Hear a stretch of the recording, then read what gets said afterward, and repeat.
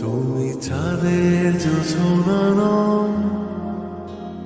তুমি ফুলের উপমান,